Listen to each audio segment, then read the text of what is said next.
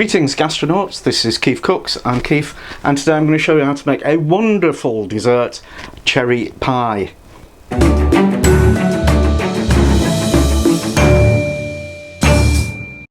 Now lots of people think the way to make a pie is to buy a can of filling and a pack of pastry and put them together, and yeah, you can do that, and yeah, you could call it a pie. You wouldn't call it the greatest pie ever made, because it won't be.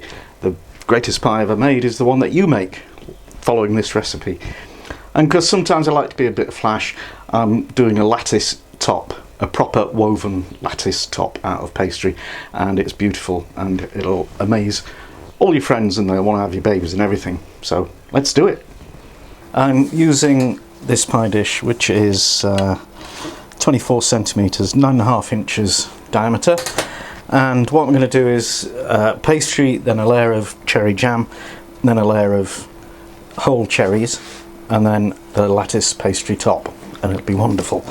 I'm using this funnel, which is just about the right size to push the pip through the other side.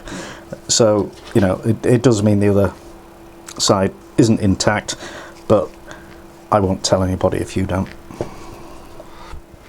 Okay, ingredients for the cherry pie. I've got shortcrust pastry, homemade, about 400 grams there. I've got cherry jam, homemade, and I've got whole cherries, pitted, and also I've got some beaten egg to glaze the pie with. So first thing to do is roll out the pastry. So we want plenty of flour on the worktop, and I'm going to use about 2/3 of that pastry. We just roll it out into a circle about 3 or 4 millimeters thick, about 1/4 of an inch. Yeah, that should do it. I've this, even though this is a non-stick tin, I've still buttered it because non-stick doesn't really mean that. Okay, pop the pastry in. It's not quite big enough, but don't panic. I've just got some cold water here, and I'll trim off the bits that are excessive or overhanging and moisten them and stick them on the bits where they're missing, so we fill in the gaps. And now I'll just spread jam over the bottom of this. It's an incredibly hot day here, so I'm going to put the pie base back in the fridge and the rest of the pastry just to chill it down a bit for another maybe 15 minutes. So the pastry's chilled a bit, and I'll spread out all the cherries onto the base. Now I'm just going to roll out the rest of the pastry for the lattice top. So basically we want a rectangle that's a bit longer than the dish, and what we're going to do is cut it into strips about 1 centimetre wide, about 1/2 inch. Just wet the edge of the base. This is your glue to stick the top on. Okay, so you take one strip and lay it across the top, and we need it to join at the top, but not at the bottom yet.